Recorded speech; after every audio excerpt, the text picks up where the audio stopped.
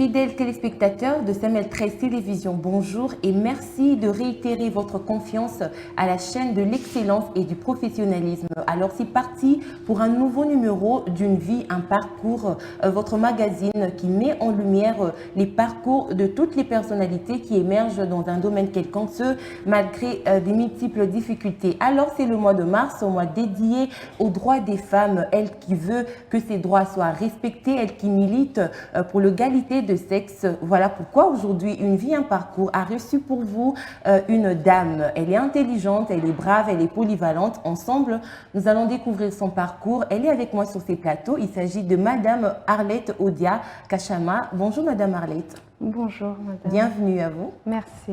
Vous allez bien? Oui, ça va. Merci. Alors, Madame Arlette, elle est maître au barreau de Kinshasa-Gombe et ainsi que de Kisangani. Actuellement, elle est en train d'œuvrer comme présidente de l'ASBEL CEDUC, collectif pour le développement et l'unité du Congo, n'est-ce pas? Bien, Alors d'accord Madame, d'entrée le jeu, nous aimerons déjà savoir qu'est-ce qui a motivé votre choix pour le métier d'avocate.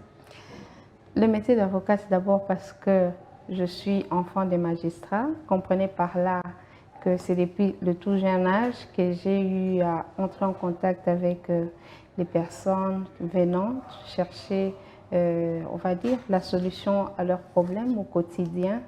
Et c'est à cette occasion que j'ai eu ce souci ou cette envie de faire le droit à l'université. Après l'avoir fait, j'ai plutôt opté pour le barreau parce que là, c'est en fait prêter la voix aux sans-voix, c'est défendre les personnes qui, pour certaines, ne peuvent vraiment pas se défendre. Et c'est cela qui a fait que j'ai opté pour le barreau. Donc, tout est parti d'une sorte d'influence en famille. Positive, on peut le dire. D'accord. Maintenant, comment s'est fait votre intégration dans un milieu dominé par les hommes? Ah, mais c'est pas tout le monde qui a rencontré ces obstacles-là liés au genre, hein, liés au sexe. Et je peux dire que j'en fais partie. Je suis dans une famille qui est majoritairement féminine. Hein. Il y a plus de filles et très moins de garçons. Ça veut dire que déjà à la maison, il n'y avait pas de différence. On était, on va dire, face à une égalité des chances au sein de la famille. J'ai étudié dans un lycée, le lycée Kabambar, où déjà là aussi on apprenait à être à l'aise dans tous les environnements possibles parce que l'intelligence, ça n'a pas de sexe. Et c'est ce qui a fait que ça continuait comme ça à l'université et même au barreau. Je ne me suis jamais sentie complexée, je ne me suis jamais sentie étouffée par mes pairs, hein, les avocats, les magistrats et autres. Peut-être quelquefois les clients, à cause des clichés de la société, ceux qui amènent les gens quelquefois à penser que la femme doit forcément être assistée, elle doit être accompagnée. Ça nous arrive de rencontrer ces choses-là, mais étant soi-même fort du point de vue moral, on les surmonte facilement et on va à l'essentiel. D'accord, donc vous n'avez pas eu du mal à vous intégrer. Vos collègues hommes vous ont accueilli avec beaucoup de facilité. Non, mais il n'y avait pas question qu'ils nous accueillent, chacun à sa place. J'ai occupé la mienne, c'est tout. Vous vous êtes imposée tant que femme. Absolument. Très bien. Et depuis combien de temps vous exercez ce métier déjà? C'est depuis 8 ans. J'ai prêté serment, mon tout premier serment le 25 février 2014. Le deuxième serment, je le prêtais le 3 novembre 2017 et c'est ainsi que je suis. Le premier, vous l'avez prêté où? Le second? Le premier à Kisangani, Okay. Le second également à Kisangani, mais au barreau de Kinshasa-Gombe, j'ai fait une inscription complémentaire. C'est ce qui fait qu'à ce jour, je suis attachée, je suis avocat au sein de 2 barreaux de la République. Ok, donc c'est à Kisangani que vous avez débuté votre carrière. Oui, oui. Est-ce que vous avez connu quelques difficultés là-bas pendant l'exercice de votre fonction? Oui, absolument. C'est pas facile de se tenir devant des milliers de personnes parce que être avocat, ça veut dire qu'à un certain moment, il y aura une salle silencieuse et que ce sera vous qui devrez prendre la parole pas seulement pour vous exprimer, mais encore pour défendre quelqu'un. Il faudrait faire preuve de beaucoup d'intelligence, de sagesse. Il faut savoir laquelle de procédure entamer, laquelle n'est pas entamée. Donc, c'est vrai que l'avocat n'a pas l'obligation de résultat, mais il a l'obligation des moyens, l'obligation de la science. Vous devez être capable de convaincre quiconque que les moyens que vous avez empruntés pour défendre votre client étaient le meilleur. Alors, cet exercice, naturellement, il n'est pas facile, mais nous avons tenu. Vous avez eu à perdre des procès aussi? Oui, bon, cette question, je l'avais posée quand j'étais aussi étudiante à un avocat, celle de savoir s'il avait aussi perdu le procès, parce que je l'ai trouvé tellement intelligent que j'avais imaginé qu'il ne pouvait pas perdre des procès. Mais il m'avait répondu difficilement. Moi-même, dans le métier, j'ai su comprendre pourquoi il a eu des difficultés à répondre à cette question. Parce qu'en fait, c'est quoi gagner ou perdre un procès? Tout dépend d'abord de la posture de votre client. Qu'est-ce qu'il demande en justice? Est-ce qu'il demande, est-ce qu'il se défend? Est-ce qu'il veut transiger? Tout dépend de ce que vous voulez en justice. Vous pouvez accompagner quelqu'un qui est fautif, n'est-ce pas? Mais à travers votre procédure, vous vous battez pour qu'il soit condamné légèrement. Ou du point de vue civil, vous vous battez pour qu'on arrive à une transaction et qu'il ne perde pas totalement. C'est un peu très difficile de vous dire si j'ai eu à perdre de procès ou à gagner de procès, mais toujours est-il que j'ai apporté à chacun de mes clients l'assistance et l'accompagnement dont il avait besoin. Très bien, mais au cas où, dans les moments où vous vous sentiez en train de un tout petit peu perdre, si vous me permettez d'y revenir encore, quelle était l'attitude que vous adoptiez? Oui, l'attitude de tristesse, c'est souvent quand les personnes en face n'ont pas réagi tel que la loi le veut. Il arrive que vous avez tous les moyens de droit à votre disposition, mais il vous manque quelques moyens, notamment les moyens financiers, qui peuvent amener les gens d'en face, c'est-à-dire les magistrats, soit du parquet, soit du tribunal, de ne pas rendre la décision comme il se doit. En ce moment-là, vous êtes triste de ne pas pouvoir aider votre client à trouver la solution à son problème, même si à vrai dire, vous ne pouvez pas vous culpabiliser parce que, étant sûr d'avoir apporté l'assistance nécessaire à votre client. Mais ça dérange parce que quand vous apprenez des notions de droit, il faut qu'elles servent à vos clients et qu'elles servent à la société en général. Mais il arrive que vous n'avez pas tous les moyens pour amener la société à s'y réguler. Moi, j'ai toujours une question. Je me demande, Maître Arlette, pour des clients dont vous-même, vous savez que cette personne est coupable, comment vous arrivez à défendre une telle personne? Mais on lui fait voir déjà que dans cette posture, d'habitude, on dit comment le droit n'est pas de votre côté. Et à partir de ce moment, vous commencez à vous battre pour que la peine ne soit pas très lourde. Parce qu'il faut aussi dire que l'homme n'est bon et que c'est la société qui le rend mauvais. Il faut aussi dire qu'il y a des infractions qui ne sont pas intentionnelles, telles qu'un accident de circulation. Personne ne prévoit de commettre un accident. Mais il peut arriver qu'un citoyen connaisse ce fait infractionnel. Mais est-ce pour autant se laisser être condamné à une peine lourde? Non, on peut négocier dans le sens qu'on prend en charge la victime et que la décision judiciaire ne soit pas très lourde à l'endroit des clients. C'est un peu ça. Donc l'objectif de l'avocat n'est pas forcément de gagner un procès, mais de faire correctement son travail. Et quand il a correctement fait son travail et que les magistrats, à leur tour, font bien leur travail, tout le monde va se retrouver dans ses droits. Ok. Et une fois ici à Kinshasa, où vous exercez maintenant dans le barreau de Liagombe, quelles sont les difficultés auxquelles vous faites face au quotidien? La plus grande difficulté que fait face un avocat, c'est celui du respect de loi qui doit venir à l'endroit de la part des différents partenaires. Parce qu'il y a des magistrats qui sont nos partenaires, il y a les policiers, il y a les directeurs d'entreprise.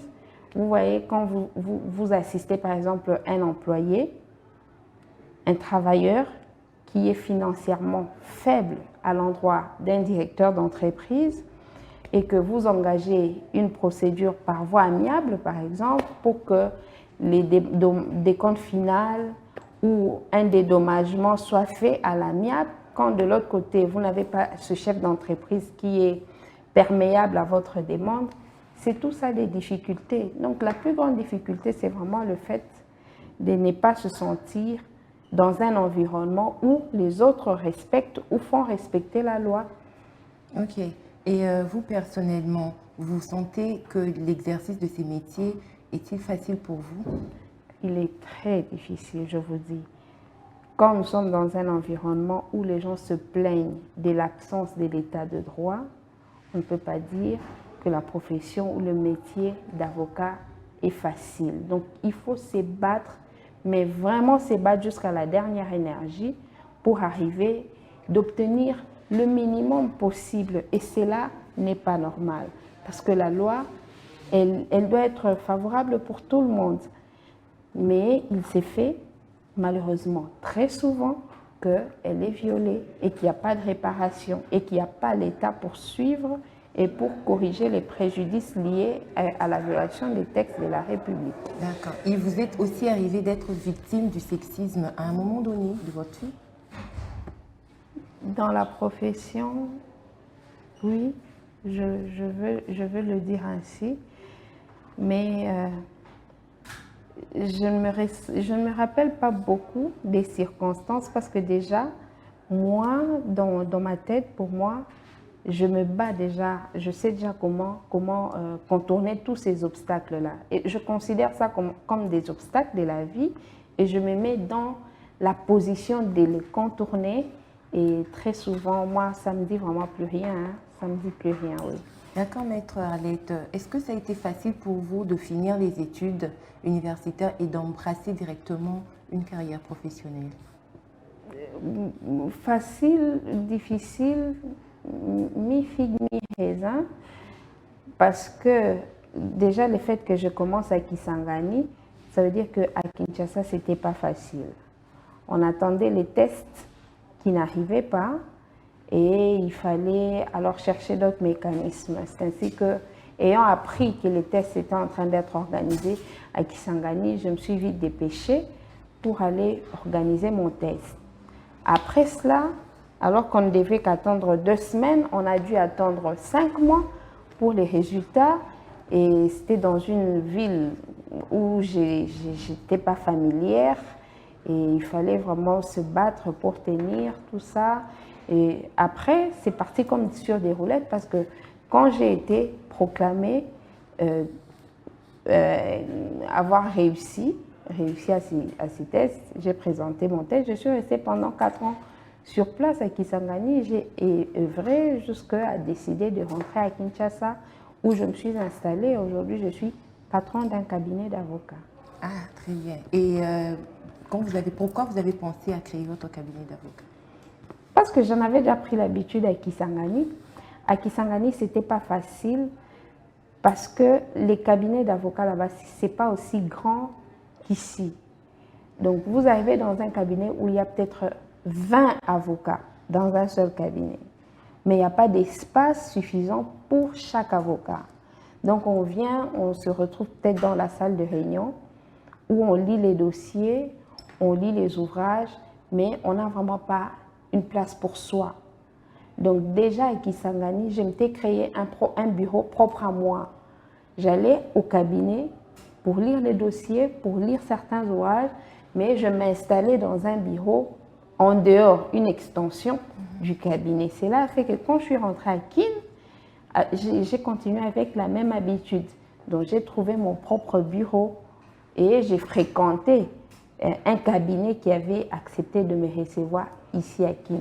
Donc c'est par habitude Et j'ai vu que c'était possible pour moi maintenant de demander l'accompagnement de certains autres avocats et nous sommes associés et je suis maintenant patron de ce cabinet-là. D'accord. Et dans l'exercice de ces métiers, y a-t-il eu des femmes qui vous ont inspiré? Les femmes qui m'ont inspiré, naturellement, oui, mais elles ne sont pas vraiment au projecteur. Et les hommes? Les hommes également. Entre les deux, s'il fallait peser les hommes ou les femmes qui vous ont plus inspiré? Bon, moi en tout cas, dans le domaine qui est professionnel, pour moi, les sexes vraiment ne comptent pas. Mais il y a des avocats, en tout cas de tous sexes, qui m'ont inspiré et de qui je continue à m'inspirer jusqu'à ce jour. D'accord. Alors, Maître Arlette Audiard, à côté de cela, vous êtes présidente exécutive du CEDUC. Oui. Qu'est-ce que le CEDUC? C'est une ASBEL, en toutes lettres collectif pour le développement et l'unité du Congo. Une ASBEL qui s'est spécialisée dans l'analyse des faits de société. Nous dénonçons les faits. Bon, en tout cas, tout est parti des difficultés que j'ai rencontrées dans la profession d'avocat, comme je venais de le dire, au regard du respect de la loi. J'étais à un certain moment face à des plaintes des clients ou même de tous les autres individus qu'on pouvait rencontrer dans les palais en train de se plaindre, tout ça. Et tout cela dépend de la politique ou du leadership politique. L'idée est partie de là. Ce souci de vouloir de formuler des plaidoyers en faveur de populations. Et ça m'a poussé à créer cette structure de la société civile. Et aujourd'hui, bon, difficilement, oui, mais on continue à nous battre pour l'intérêt des populations qu'on a décidé de défendre. Et personnellement, qu'est-ce que ça apporte de nouveau dans votre vie professionnelle? Mais en tant qu'avocat, je ne défendais que mes clients. En tant que présidente de CEDUC, je défends de nombreux citoyens congolais. Donc, au-delà de mes clients, même ceux qui ne me contactent pas ou me consultent en tant qu'avocat, il suffit pour moi de voir que celui-ci a besoin de l'intervention de l'État. Je porte son dossier, je fais le plaidoyer de correspondance, des communiqués de presse pour amener les autorités à répondre favorablement à ce citoyen. Donc, j'ai vraiment diversifié mon monde. Je me suis donné beaucoup plus de personnes à défendre qu'en étant simplement avocat. Ok, alors pourquoi avoir attendu le mois de mars pour lancer officiellement votre ASBEL? C'était une coïncidence d'abord, oui.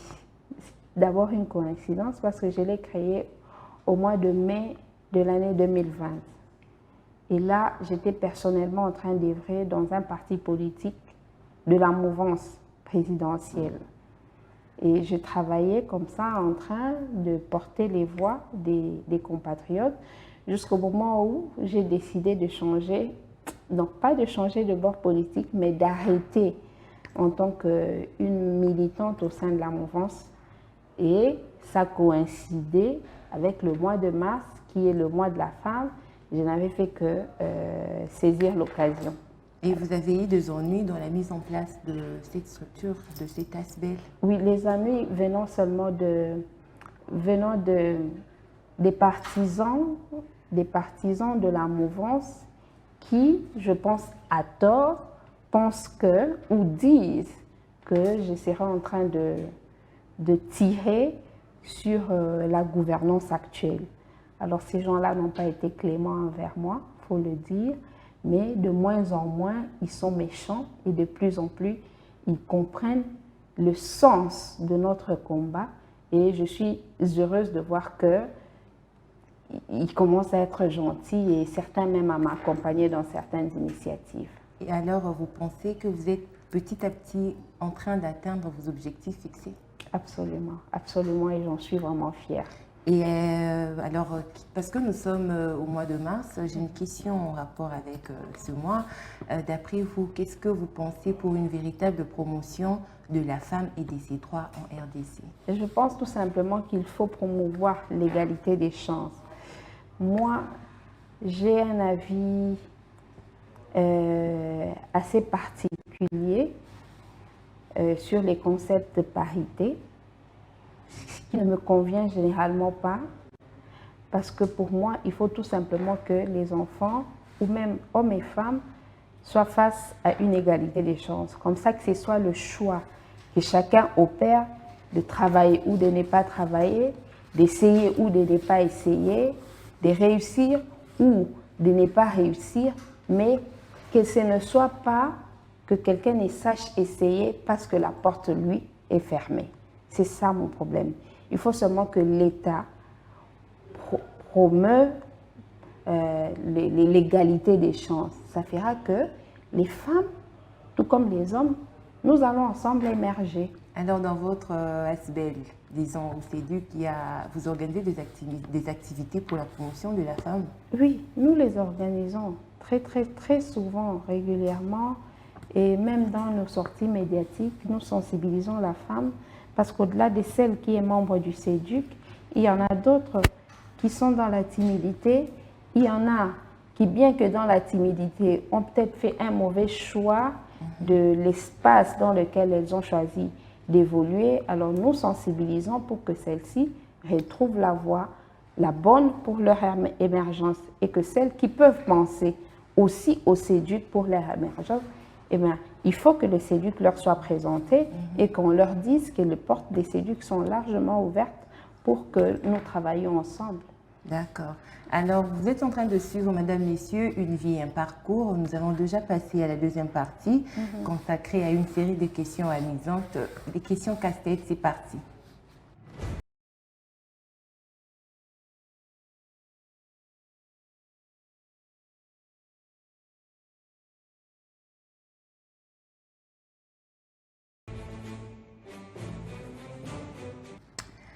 Madame Arlette, maître Arlette Oudia, madame, c'est le mois de la femme, maître, vous êtes avocate. Les deux, ça m'arrange. D'accord, merci. Dans ces contenants, il y a un lot de questions. Vous allez juste trier 7 questions. Je crois qu'il y a plus de 20 questions, mais vous allez juste trier 7 questions auxquelles vous répondrez. Mais en triant la première question, vous me passerez le papier, je lirai la question pour vous. Vous allez juste répondre. Je pense que ça ne sera pas difficile. Non, non. Ah, la première question est celle de savoir quel est votre livre préféré. Le livre. Actuellement, celui que je lis régulièrement, c'est ce que disait Étienne Tshisekedi. Ce que disait Étienne Tshisekedi. Pourquoi ce choix? Parce que, comme je l'ai dit, je viens de changer de mouvance. J'étais au sein de la mouvance présidentielle. Aujourd'hui, je suis à la société civile. C'est un livre sur lequel je suis tombée pendant que je travaillais pour la mouvance présidentielle et que j'ai commencé à me rendre compte que ce qui était fait était en déphasage avec ce que disait Étienne Tshisekedi. Et comme c'est l'une des personnes ressources pour moi, j'ai lu de temps en temps pour me cultiver. D'accord, on continue. Vous avez encore 6 questions. Merci. Si vous pouviez réaliser 3 vœux, lesquels choisiriez-vous? 3. Oui, 3 vœux. Mon vœu, celui auquel je pense presque à chaque instant, c'est que nous ayons dans notre pays des dirigeants qui portent le souci de la population, surtout dans le secteur de la justice, pas celui dans lequel j'évolue. Je veux qu'on ait un ministre de la Justice qui soit à l'écoute de la population, de sorte que le peuple peut tout manquer, mais n'est jamais manquer l'assurance que l'État est là pour veiller au respect de ses droits. C'est le plus grand de mes souhaits, en tout cas en tant que citoyenne. Mais d'autres, ça ne me vient pas à l'esprit. Celui-là, c'est celui pour lequel je vis actuellement. D'accord, on continue.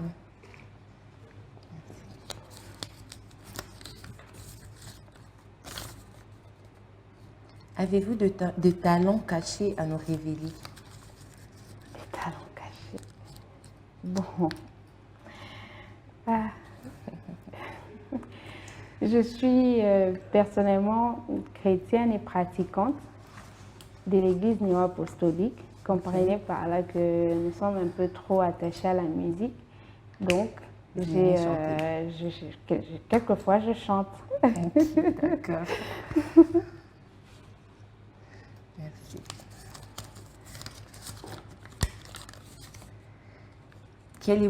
Quelle est votre boisson préférée quand vous travaillez en télétravail? Et vous êtes plutôt thé ou café? Café? Café. Okay. Vraiment café.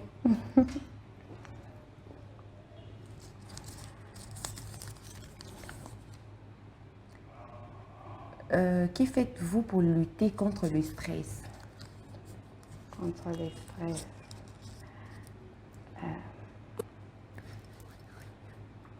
Il faut tout simplement dire non. Quand je veux lutter contre le stress, je me mets à prier. Oui, je me mets vraiment à prier. Et prier, pas comme quelqu'un qui ferme les yeux et qui s'appuie pour prier. Non, je commence seulement à rappeler à Dieu certaines choses que j'ai lues dans la Bible ou que j'ai appris de la part des serviteurs de Dieu. D'accord. Là-bas, c'est 5. C'est 4. Il reste 3, donc 2 maintenant. Je voulais que ça finisse rapidement. Où avez-vous grandi? J'ai grandi presque partout au pays. Parce qu'étant enfant des magistrats, je suis née à Lubumbashi, okay. Je suis passée... Papa est tout le temps mété. Oui, tout le temps mété, donc je suis née à Lubumbashi, je suis passée à Kananga, je suis allée à Chikapa, je suis allée à Luebo, okay. À Matadi, à Kisangani, à Kindu. Une vraie Congolaise. Vraiment, maintenant à Kinshasa. Ok. L'avant-dernière question. Ok. Qui a été votre plus grande inspiration dans la vie jusque-là? Inspiration. Est-ce maman? Est-ce papa? Est-ce... Moi, je ne sais pas répondre. Oui, je comprends. Mais chacun m'a inspiré à sa manière, à sa façon. Mon papa m'a inspiré par rapport à ma carrière d'avocat que je fais. Ma maman m'a inspirée aussi par rapport à ce que je dois être dans la société et comment faire pour être une personne utile pour tout le monde. D'accord. La dernière question.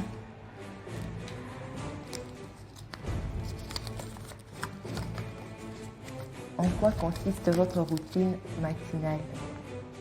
La routine matinale aujourd'hui, c'est les réseaux sociaux. Donc, quand je me lève, la première chose, c'est de regarder mon téléphone pour voir quelles sont les informations et je commence à réagir quand il le faut et quand il ne faut pas, je note pour continuer à réfléchir. D'accord. Alors, c'est par ici que nous mettons fin à cette rubrique.